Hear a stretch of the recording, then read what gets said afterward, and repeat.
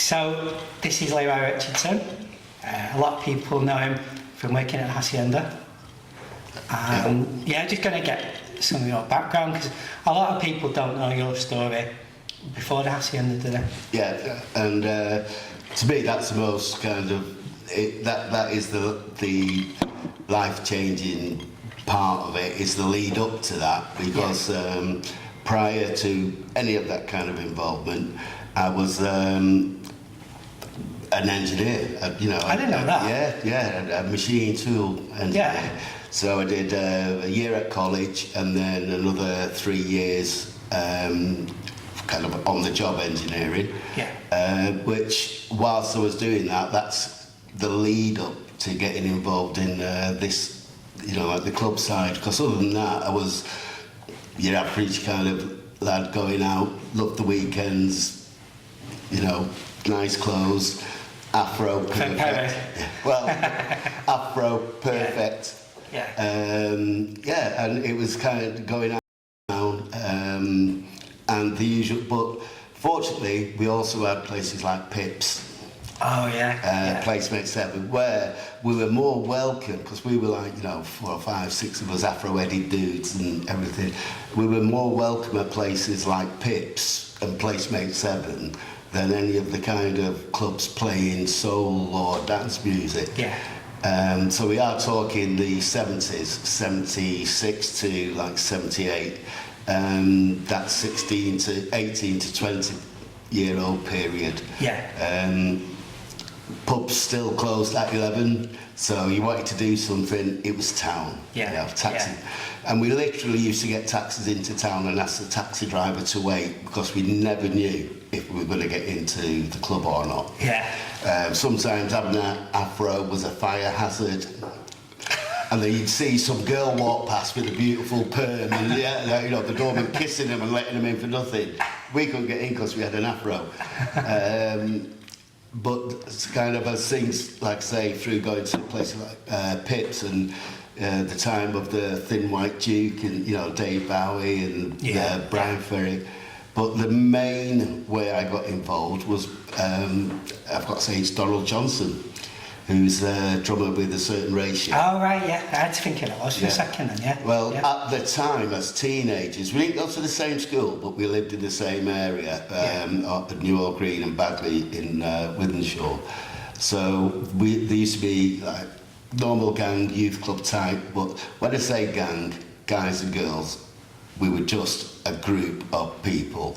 Everything, white, black, female, Catholic, Protestant, and we all just got on great, and quite a few of them who were in relationships are still married. Yeah. And we're talking 50 years, so that's the kind of strength to that. But when I was kind of playing football on a set, I used to play for Manchester City boys who were called Whitehill at the time. Yeah. And I was the goalie. But I wasn't that into it because I was a United fan, so I never pursued that much. But Donald was, his brother was in a group called Sweet Sensation. Yeah. They had a #1 hit with Sad Sweet Dreamer. Oh yeah. So his brother was in that, and Donald played drums as well. Yeah. But as a teenager, he wanted to read drum music, so he used to go to lessons as well. And then obviously he became one of the founders of A Certain Ratio, one of the first bands on Factory Records, and it was with a visit by Donald to Tony Wilson's house that on Factory Record business. That's when I first met Tony, and that's when I found out about the Hacienda. Yeah. Because he had the plans for the Hacienda there. I was talking to Donald and myself about what it was, and he'd never met me before, but made me feel really, really welcome. Yeah. Which I'm like, wow, he's on TV all the time. Yeah. And I came out, my mum loves you, But so he had the plans, and we were looking at it, and he was saying the old show, and I was like, oh, is that the old yacht place. And he was, yeah, how do you know? I said, oh, I get my yachting shoes from there, because that's what we used to wear, you know, like Helly Hansen yacht shoes. Yeah. I said, yeah, but it's big, it's got a yacht in it. And he went, yeah, that's a yacht showroom. He said, no, so we went through and he was showing me the plans. So at that point, obviously, still in the planning stage. So I'm presuming, I'm rubbish with dates, but it must be round about this 80 period. Yeah. I was then, as soon as I qualified as an engineer, I sacked it and went to Spain to work in Spain over the summers. And when I came back, it had actually opened, so that would have been 82. Yeah. It opened in the May, and I returned somewhere around the October. And the first time I ever went in was Gregory Isaacs. Oh, right, yeah. Gregory Isaacs was playing and went in absolutely rammed, full of dreads, full of shoegazers, no hassle whatsoever. Made perfectly welcome for one of the few times by the doorman, you know, or still Dickie Bow suited and everything at that time. But you're on the guest list, you're welcome, you come in. And on that night, one of the people running the bars was an ex-girlfriend from when I was in school. Oh, wow. And Berry, I hope she don't mind me saying that, but she was working there. She was I think she was married by that time to the lighting guy, and we got talking. I said I wasn't doing. She asked me what I was doing. I said I'm just back from Spain doing nothing, and she said I needed some help on, you know, at the bar, glass collecting and everything. And I literally started the next night, just collecting glasses, and that was the introduction to it. Yeah. There's some pretty good bands playing now in the 80s, wasn't there? Well, what I think a lot of people forget, the first 7 years, it was about the bands. Yeah. You had the nights, obviously, Mike was playing, Dean used to play on his... I mean, these are the nights before Graham Park was there. Yeah. And so you had Hugh and Clark and Dean, you know, I think they did the Saturdays and Mike and some did the Fridays. I might be wrong on that, but it's definitely the weekends. And virtually every other night was about gigs. Yeah. And when I say gigs, I'm talking about everybody who was anybody at the time, but even from America, so Johnny Thunders, you know, they had Grandmaster Flash, and, you know, Melly before anybody else was even thinking about it. Yeah.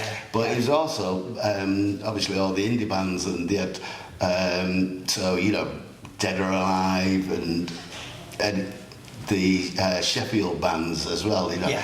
Heaven 17, ABC, obviously Human League. Yeah. All the bands from Liverpool, and everybody, you know, they're like a community. They all seem to have either known each other or worked with each other, or putting each other on, you know, as support bills. So no animosity between any of the cities, and in fact, I think that's what boosted all of them at the time. Yeah. Yeah, it couldn't have happened. I couldn't have seen it happening in, say, London or anything. But I think that's why it's so, you know, worked for Manchester, Liverpool, Sheffield, and then Coventry with when all that came, you know, with the ska bands. It's more about the solidarity between the ones doing it than a rivalry between them. And I think that's why they're really successful in what they did. There's a video on YouTube, I think Brendan uploaded it, and it's Hacienda. Is it the first birthday party? And New Order are playing a certain May show. Yeah. Was you there? Yeah, because I'd started by then, I would actually just soon, literally after that gig, I went back to Spain for another 3 or 4 months. Yeah. But then when I came back, I stayed back because actually Rob Gretton had asked friends who were going over to Spain to find out what was doing. Yeah. Because he'd noticed things weren't being done, and somebody had said, oh, Leroy used to do that. Yeah. So, I mean, I was looking for something to do, but would have carried on just working abroad because I didn't really know what to do. Didn't think you could earn a living doing anything like I've earned a living out of. Yeah. So I came back like a shot into a full-time job as basically just taking care of bar backing and everything. Yeah. And then that led on to other things. But the thing about all of it was the bands that were playing. It was for the first 7 years. I mean, we were all lucky to keep a job actually, because there's no way he was making money. But the bands that were put on were fantastic. Yeah. But you'd have events, so some of the rosters would run for the month, and you'd look at bands. So you'd have, like you say, New Order, a certain ratio, and then you'd find out, oh, these are the Smiths. Somebody. And they were like £2 a ticket to get in, and people would be still trying to get on the guest list. You know, it's £2 a ticket. Yeah. But bear in mind, it was about 30p a pint as well. So I remember just jumping forward, because there's some amazing bands, one in the 80s, but a lot of people, when they think of Hacienda, they think of the Acid House era, don't they? But I worked in town and worked in a bank. And I remember going in the dry bar, and I got in the first day it opened. Well, I was there the first day it opened. That's where really, more than the Hats, it was you, wasn't it? We kind of got to know each other. And that was, am I right in thinking that was the first designer bar in the UK? It was, yeah. Well, definitely in the Northwest, but in the UK, I'm going to say it was, because before we opened, we had one of the, I can't remember, interior design. It's one of the most prestigious professional magazines who came in to do an article on it. Yeah. And when I say photography, I'm on about you could not stand on the floor while they were taking photographs. Yeah. No matter where you were in the building, because no vibration whatsoever. That's the quality of the photos that they were taken. Wow. So and that's the attraction it got. And I think a lot of people were surprised that when it opened, we let anybody in. Yeah. Yeah. And I'm probably fast forwarding a bit, but they had the back bit where the food was in the back bit, wasn't it? Yeah, so, well, I mean, it's a whole, it was kind of, for anybody who doesn't know what it looked like, it wasn't kind of sectioned off. It was a kind of like a one floor, but we had by furniture designated where the area, so it was like the soft furnishings, etc., in the bar area, the kind of more harder tables and chairs to the back where we did the food, which was once again as well, that was kind of unknown, the food they were doing. So with to have people, Tomo doing his tasty tapas, but prior to that, Laurent Garnier. Yeah, Laurent Garnier, yeah. And yeah, I mean, there was Mel and Pauline as well, who, they did it, but Laurent Garnier, when you think, he was chefing there, used to go back sometimes when I was driving and drop him off. He lived in Altrincham with his then girlfriend, and drop him off, go in to have it, and he'd have some music. I literally did have one or two tapes of his, which never listened to. I've no idea. I've got a big silver box with loads of tapes in, which I would have to go through. But I'd have to find the silver box first. But and then it was literally only about 5 or 6 years ago that I realised it was the same Laurent Garnier that was doing it. Yeah. Do you know, I always found it intimidating, that back bit. Well, it's. I mean, to me, I don't think any of it was kind of intimidating. There was maybe people who tried to intimidate, but that'd be wrong word. I mean, it was a different. Everybody was glad to be there, and to tell the truth, sometimes it could be quite. If you're not used to going in there, or if you weren't in a clique with somebody, you could feel that way. But obviously, from being there from the beginning, we tried not to have that, if you know what I mean, Yeah. with the staff as well. Yeah. It wasn't, we just need beautiful people, although I think they were all beautiful. It was really exciting when the dry bar opened. It was really exciting because I was into the music. I was into house music before I would go to clubs, and so like house music was just acid house was just coming out, and then you just like meeting new people in there, and then my favourite night was Void in Hacienda.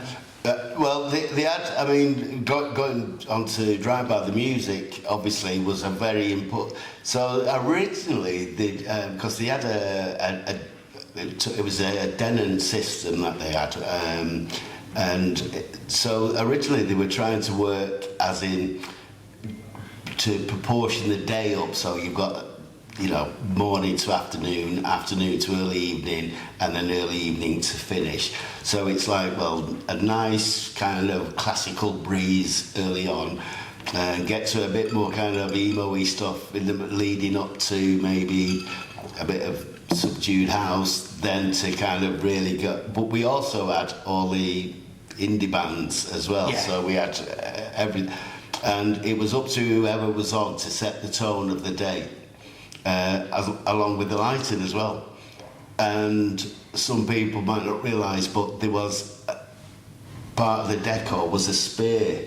So the lights were hung on, it was called, so it went from the Oldham Street through to the back, which was Spear Street, so it speared the building. Yeah.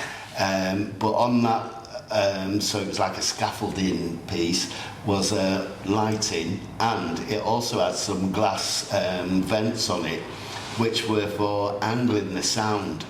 So we could angle the sound away from the bar so we could hear and the customers got, or we could just really screw it up for everybody and turn them all different ways. Yeah. But that was part of the getting the lighting and the music right, could kind of set the atmosphere for either a nice evening, or sometimes I go in and go, it's just a bit too dark. Yeah. Yeah. Not just the lighting, but the vibe. Yeah. Turn the lighting up a bit, lighten the music up, and kind of just set it. You would have seen the. I mean, this gets talked about a lot, doesn't it? But you would have seen the Hacienda change with Acid House, wouldn't you, in a short period? Well, yeah, because like I say, so for the first 7 years, we're talking about the bands that are going. Absolutely fantastic roster of bands. Very few, if any, guest DJs. Yeah. You know, it was always Dean, Ewan, Mike, and Martin. You know, Nude, MP Square. Yeah. And I personally think there was a bit of a crossover as well before we get to Acid House, because there was a lot of people, go-go bands. So bands like Trouble Funk. Oh yeah, I forgot about You that. know, they were playing there. Yeah. And to me, that was the actual leader into that, because you went from, so you had soul, you had funk, but then when the go-go music, so when Trouble Funk and bands like that came along, that was leading into that more laid-back vibe. Yeah. And then you get into the, you know, like Stacker, Void and everything, Yeah. which really then did go into like a minimal sound. Yeah. Along with that, it was like there's something else going on around here. Yeah. And that's when the extra impetus that was needed became available. Can we say that? Well, it is. Yeah, it's true. We Should can't we give lie, Jeff the can we? Chef a shout out? Yeah, we can't lie, can we? You know, yeah. but what people need to understand at that point, so that Jeff the Chef, I'm sure you don't mind us saying it. Yeah. So at that point, it wasn't about, I want to make thousands and thousands of pounds. It was about, I've got these, they've cost me this. Yeah. Here, have one. Yeah. Right? I'm pretty sure he must have given it away more than he ever sold. Yeah. I'm not, with the amount. And along with that, not just to the names, but to, you know, Joe So, to know if you like, what. So it's people like that who set, because everything has to be together. Yeah. You couldn't have two of the three, it didn't work. Yeah. You needed all three things, which would be the place, the music, and the pills. Yeah, yeah. Obviously, people, anyone who's in their 20s or whatever now, we might be listening to this, will not understand the quality that we're talking Yeah, about. yeah. There was a reason why they cost £25. Yeah, yeah, they were really If you strong, pay, weren't they? yeah. Yeah. Yeah, totally different vibe. I did a video with Russ from Spinning the other day, and we just said how unique that time was, because the music was new, and then you'd have to search out the music. You couldn't just go on Spotify and it was imported, and then the drugs were brand new, weren't they? Yeah. But I mean, it's, you know, we can go on about the DJs who played it, Yeah, about the clubs who got the DJs, but very few people go, well, hold on, where did the DJs get the music yeah, from? yeah, And it's, so if you're used to the old days where you went into HMV or Woolworths, or where Woolworths used to be, Yeah. or where somebody, along with the millions of T-shirts and stuff that they're selling, might be able to go, yes, we've got that record.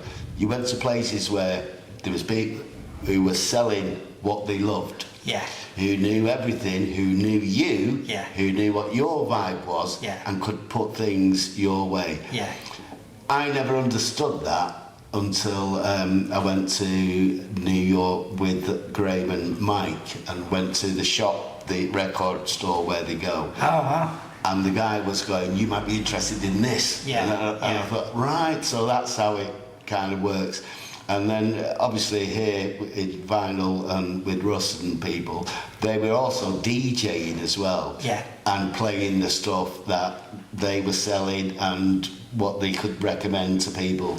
And it was, I don't think they would have been as good doing it in Manchester, because people, you know, there was just a bit too eclectic, the places you could get. Yeah. And people were looking sometimes to get away from here, and so when Out of the Sticks was absolutely brilliant. Yeah, yeah. We actually used to do Hacienda nights where we'd take this, you know, do a night up there, but it was an excuse to take all the staff and get off your head without anybody knowing who you were. Yeah, yeah. I remember watching the X Factor, and Rowetta was on, and then the camera zoomed in on you, and that's Leroy Richardson. He managed the Hacienda. Like you became a bit of a celebrity, really, didn't you? Like through that association. Well, yeah. I mean, I'm going to be absolutely honest. I don't get it. Yeah. But I really don't get it, because if the Hacienda was my idea, Yeah. or my money or everything, you know, yeah.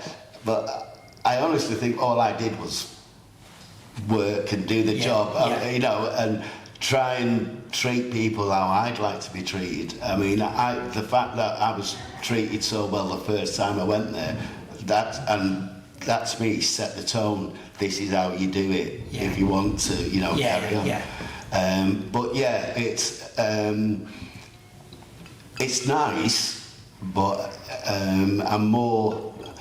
I've got more out of the relationships that I've had, because we've still got them. We're talking 40 years later. Yeah. And it was a club. Yeah. You know, how many people can say we are good, and I mean good friends. Yeah. I'm talking, you're there for birthdays, funerals, unfortunately. Yeah. Good friends from being in a club. Yeah. It's the summer of love type thing, but, you know, for our generation. And I feel really sorry, because I don't see it. I might be wrong, because I might be too old. I don't see it out there. Yeah. Other than what, for us anyway. Yeah, I don't yeah. see the mid-20s, or even, I don't see their community, if you know what I mean. Yeah. And that's what we became. Yeah, yeah. Friends, not just because we got stuff off each other or could do anything. It was like, you know, we became friends. I'd go out with more customers, as in for a night out, than I ever did with, say, people who I work with. Not against them, but they'd be working. And do you know, like I went to an Acid House event last night, and well, I'm saying like it's like a spiritual movement, and I agree with that. And some of the friends I made back then, you know, you could say it was chemical, but I'm still friends with them.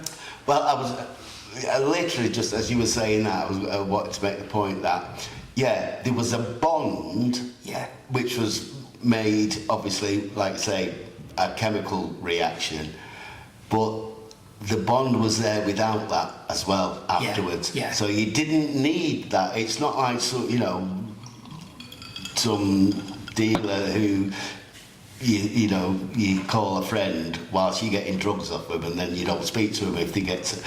These are people who, with or without, you were still the same friends.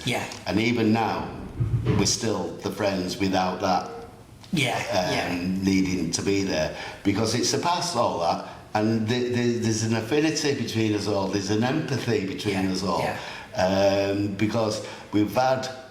I think we're spoiled, to tell the truth. I think we've had the best generation and time to enjoy that generation without the pressures of the internet or, you know, all the phones and things. You used to dance with your eyes closed.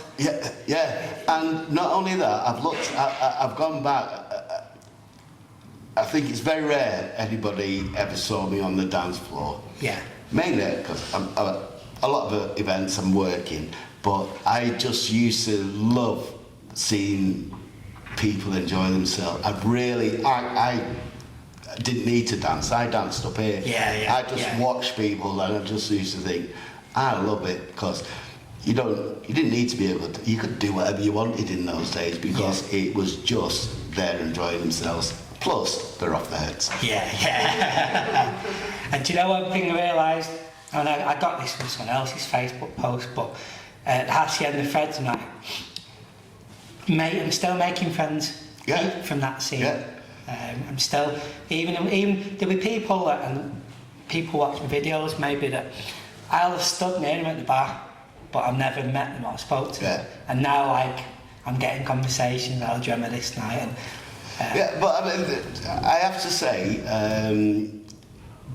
but if you want to count the amount of nights that have transpired from then, it'd be too many to even try to remember them all. And to remember, very similar, very same, it would take, so like, you know, the Hitman and Her, obviously that sticks out in mind, because everyone's going, what are they doing here? She's a big fan of that. Massive. Do you mean the one at the house, or the one that... All of them. Yeah. Oh, no. Do you want to come in? Disco Check Royale for me. I love watching those ones. Right, well, the thing is... Well, that's another point, because I bumped into Samson as well the other day, so, you know, the... The Dan? Yeah. With the big wig. Oh, my. He didn't have one on, no, but so we got all, I mean, and funny enough as well, Salt, so we had all these things, like, so we had the Jazz Factors and the Rap Assassins and, you know, all the bands that who were just going around dancing, and nobody thought, what are those bricks doing? And everyone thought, oh, that's great, you know, but it was part and parcel of when it was about people just trying new things and going, well, this fits with that, let's do it, you know. And those people, they're still around, they're not doing what they do.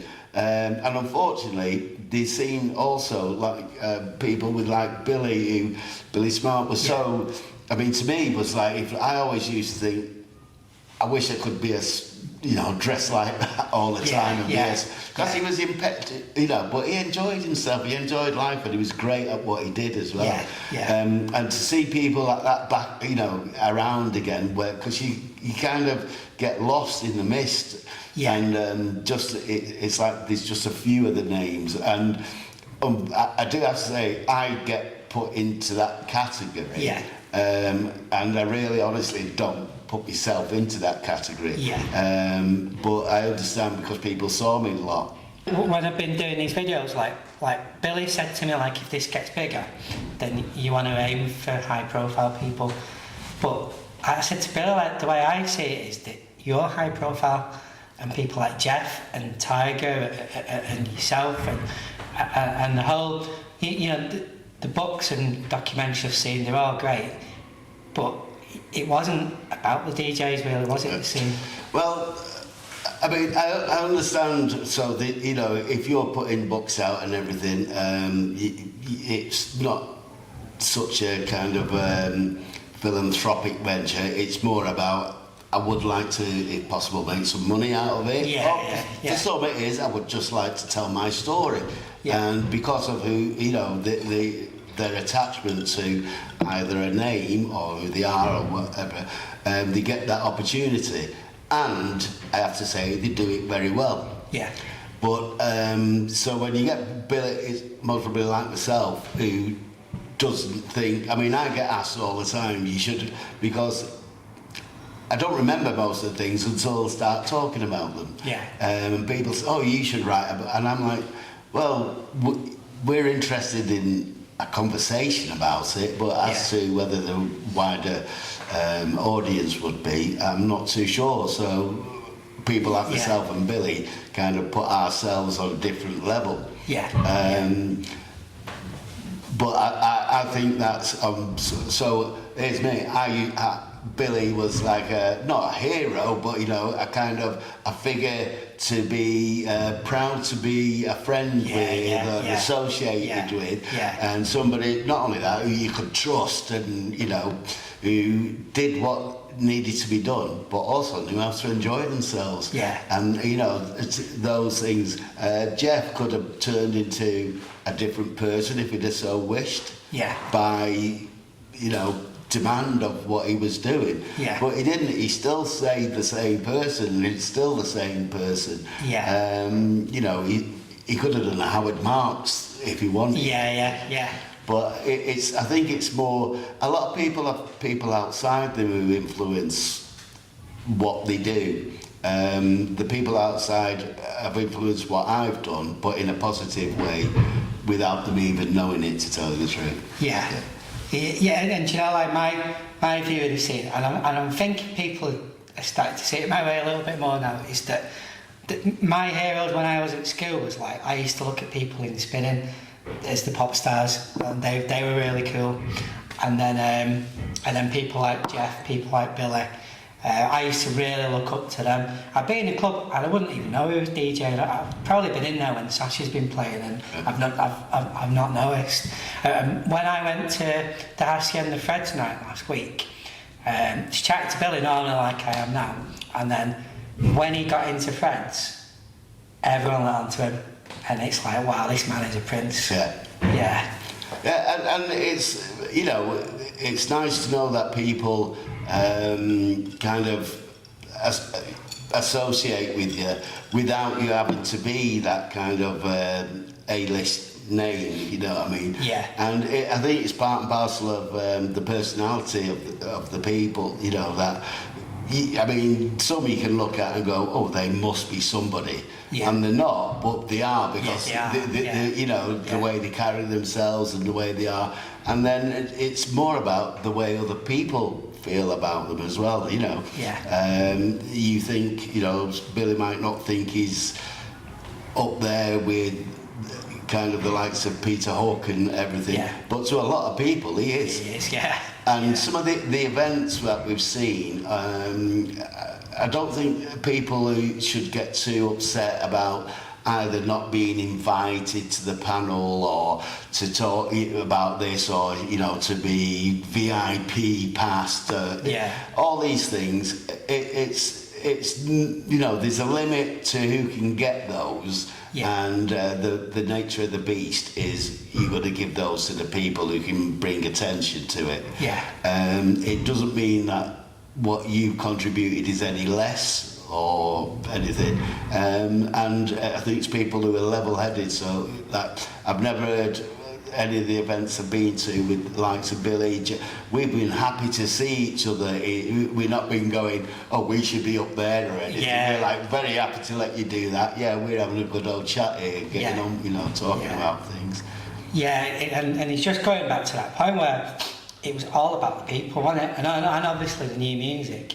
But when I was at Fred's night, people coming over to me, and they were saying they're watching my Jeff the Chef video, and then they couldn't stop watching it. Yeah. And it's like, but he is interesting, and people like that. But the real, and you know what, life as well is it's humorous. Even tragedy, you know, can be humorous. Yeah. And you know, things like Jeff's not had a very good time in certain, but he's got that look on his face. He's still got that smile, and he can still talk about it with a, you know, like a kind of grin on his face. You know, even though things are bad. And there's a lot of good people who don't get the chance to shine. But it's who are you shining for? You know, you can shine for the masses, or you can just be that light to your friends and people who kind of appreciate you. Do you know, I saw on Gaz Whelan from Happy Mondays, I saw on his Twitter that he made me laugh. He was talking to someone in a record shop somewhere, and then they realised he was in Happy Mondays, and then all of a sudden this bloke started walking differently, swearing, talking differently. So funny. I was in America with the Hacienda, but the Mondays were over there doing. I don't know if it was Bond Pill Thrill or something. It's the one with Paul Oakenfold. Yeah.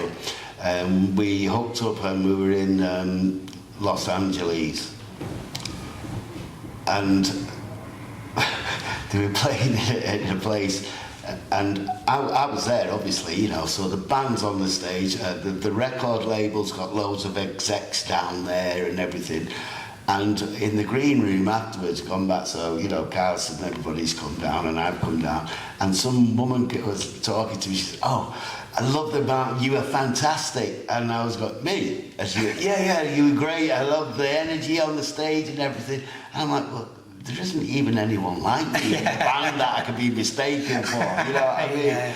And it's like Gaz was kind of not too far, and I went, "Hey Gaz, have you seen it?"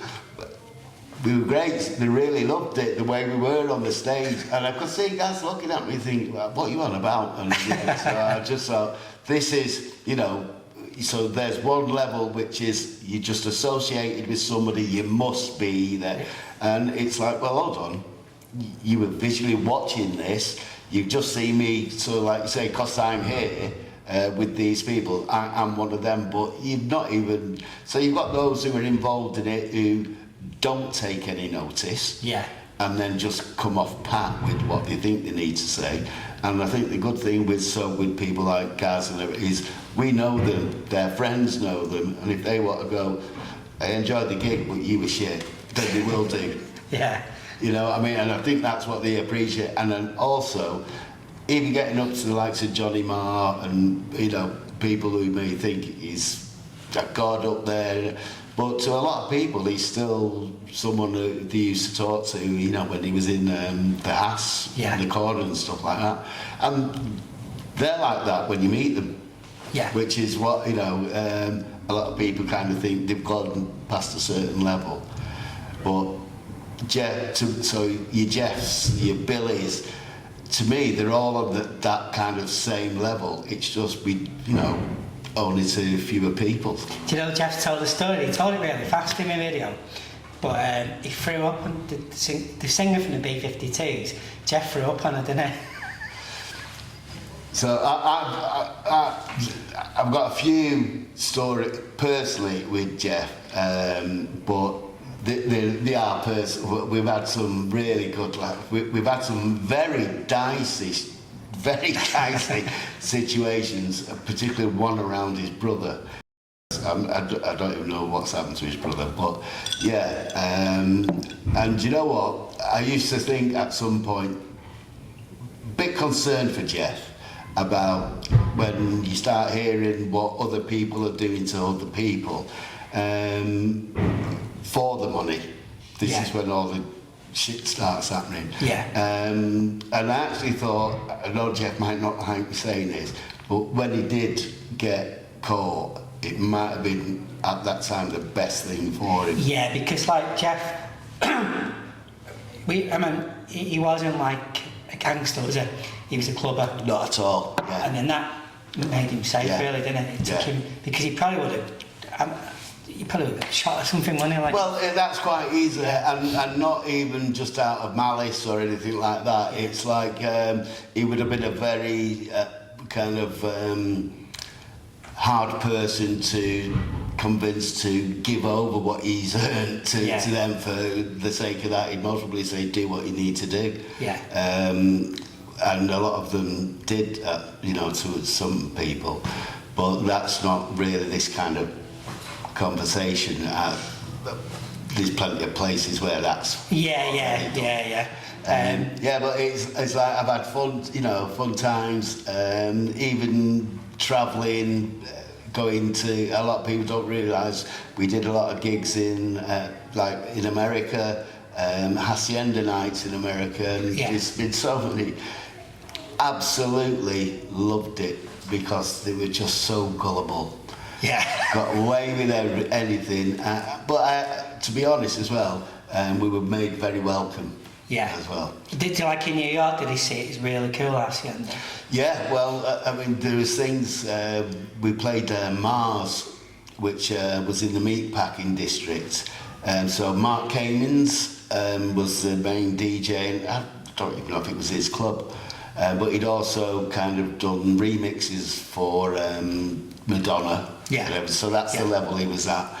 We did a few nights at Mars, and when we were there, literally, I was walked, so we took kind of merchandise, which was just Hacienda t-shirt. Yeah. So literally taking a box up these stairs to get to where we were going to sell them, and people were asked, how much are these? Oh, yeah, $10.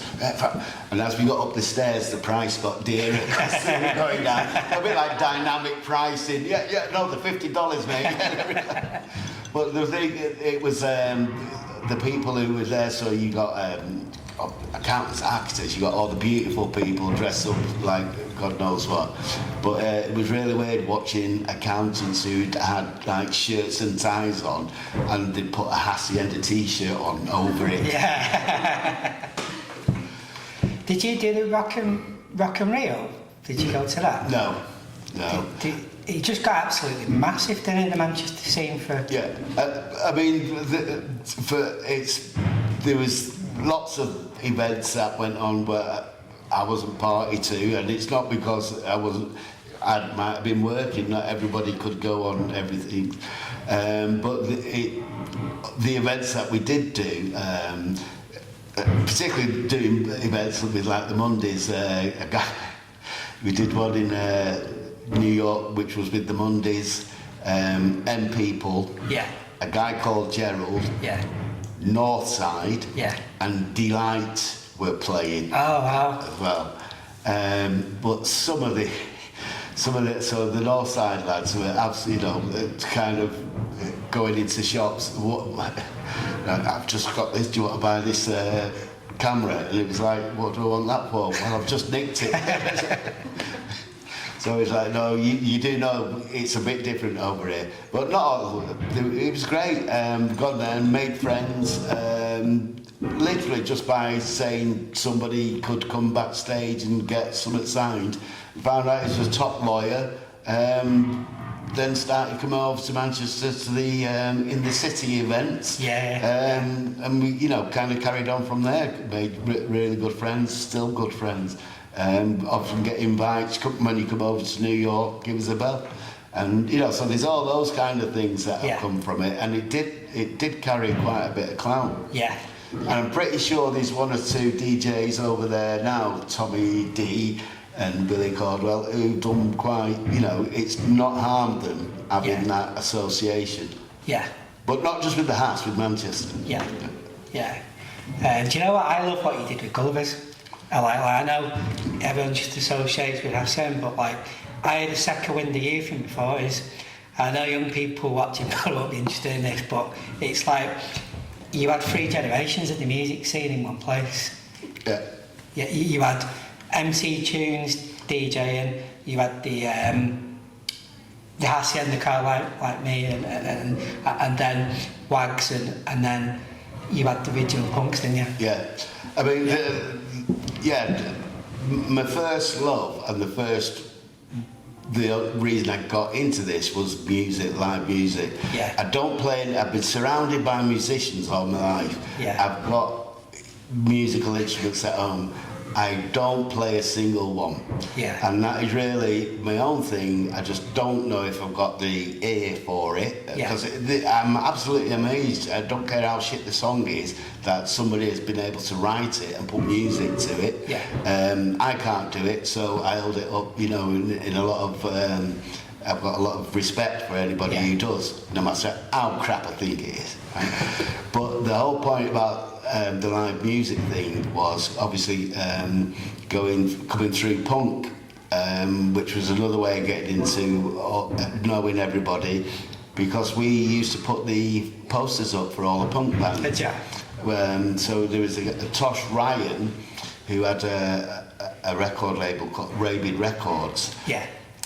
One of the main ones, there's a few people on it, was Jilted John. Yeah. So Gordon is a moron. Yeah. So that's what we're talking about. And it was friends, the Farls, who had they were the only ones if you needed posters up, it was through Tosh Ryan and them.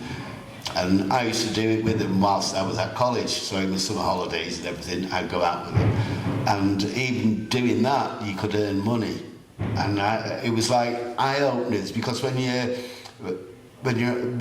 were at school then, if you weren't university material, which depending where you lived, you were automatic. It didn't matter what you had up there. Yeah. It was where you lived, or you know how you spoke. You were either university material, further education material, or get a trade. Yeah. Right. Unfortunately, there was some very good trades available at the time, and that's what I did. Yeah. But through doing that, that's how I got into meeting bands, and then realising, wow, you don't need to do that. There's other ways of making money or earning a living. Yeah. And doing something that you love, because we weren't told that. We weren't told you can actually earn a living by doing something. We were told you earn a living by working, by doing this, because that's your level. Yeah. And it was an eye-opener to me. And I try and say to people, even now, so Gullivers was live music. Yeah. People were saying, "Oh, you used to be at that. What are you doing here?" Well, this is what I love. You know, it doesn't matter. It doesn't have to be on a grand scale. Yeah. This is grassroots.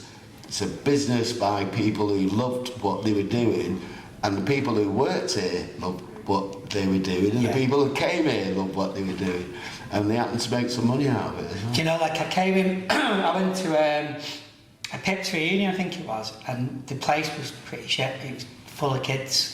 But a lot of young people came in for some reason. It was at the venue, and then I came down here, and then it was the first time I got to chat to Denise. And Denise Johnson? No, Denise Shaw. Oh right, Denise Shaw, yes, yeah. And Steve Shine. Yeah. And I was absolutely fascinated by them. Yeah. And they were like the original punks. And then it caught me like a wave of excitement again, where when I used to go in Hacienda and Corbiers, I meet these dead interesting people who are into music. And I felt that again in Gullivers. Yeah. I mean, it's unfortunately, obviously, as people are getting older, there's less opportunities for them to get out, and unfortunately, people who are passing away. But when they do, what I like as well is they're not just older people dressing to think that they're younger. Yeah. They're older people dressing how they've dressed all the time since they were a punk. Yeah. They just happen to be in the 60s now, and this is but it is them. Yeah. And I love it because the stories, you look at these, I've been explaining to more people what the mosaic of Steve Shy in Gullivers is really about. Yeah. Because everybody kind of thinks it's Sean Ryder on a bad day. Like the album cover. Yeah, but as soon as you start going through, you know, why that is mosaic is up on the wall, you can see the admiration for that person who they were just going, who's that? Yeah. They now go, oh right, yeah, now I understand why they're on the wall. Yeah. And there's a lot of people like that. So like you say with Denise, Mandy, you've got Yvette who runs around she's so enthusiastic and into what she does. And they carry on doing it, but nobody really gets. They might get thought of really well, but financially, it's not something they can just carry on doing. So people have to earn a living as well. Yeah. That's what they do. Yeah. I've been very fortunate, and I actually think I still am. I've been very fortunate that it has allowed me to have a really nice, and I don't mean materialistic life, I mean a soulful, mindful life as well. Yeah. I've lost track of the time. But I always end them with give me a favourite track from an era. So well, I'm glad you said that. Because one thing from an era, because I get obviously behind the bar and people when I'll turn it off, it's rubbish and everything. What's your favourite music? Well, I don't have favourite music. I have music that and right across the board. Yeah. Other than hip hop, as in gangster rap. Yeah, I know. Yeah. I'm on that front. It just doesn't do any point. But I love. So I can't, people say a favourite song. I haven't got a favourite song. I've got favourite songs. But from eras, I mean, there are, and it's for reasons that are personal. It's the kind of songs that struck a chord at the time for a particular reason. Yeah. Not that, I love that record, I dance to it. It's just something that.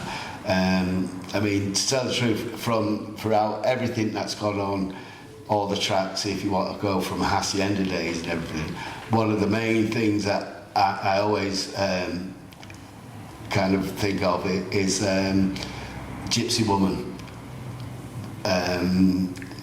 Crystal. Oh, yeah. I had to think that. Yeah, mainly because that was a totally different track when it, from a lot of what. But I do remember being stood on the, because I occasionally did do it, go up to the door, be stood on the door, and I had to have a vest on under my coat because it was at those times. Yeah. Did you have to wear a bulletproof vest? Yeah. I didn't know that. Only when I was going to the door, put a coat on, it was under that. And I'd had a cap on as well. And I just remember Mick Hucknall coming in going, oh, you look like Trey. And then just walked in, But I still remember that song being played at the time, and it was kind of then going back in and like getting into the room and taking everything off and then going, just watching everybody dancing to it, But I mean, I have them prior to that, even going back to kind of Everlasting Love by the Loving Spoonful as a kid, got all those kind of things. Yeah. Well, favourite track, most kind of thing, I've got to say, is Harold Melvin and the Blue Notes, The Love I Lost. I'm going to have to giggle that. I've got him in a block in a minute. And there's a reason behind that as well. Yeah, which is that was kind of a teenage love, kind of not able to be with and type thing, and it was also a great record to dance to. It was a look, but I've actually sent it in the past to the person because we have a laugh about it now. And she, I know you did, and all this sort of. And I said, but I can't listen to that now without breaking down. Yeah. It's a total lie. I love it. Yeah. But so literally that's kind of where I go. And like I say, even Tom Jones, from when I was a kid, watching me mum and my aunties dance, around one of those little dance set things. Yeah. Come on, love, and all this stuff. Yeah. So, I know all that. So thanks so much, Leroy. You're an absolute legend. Well, I mean, I hope it's. I know I ramble on a bit, but there's. It's perfect.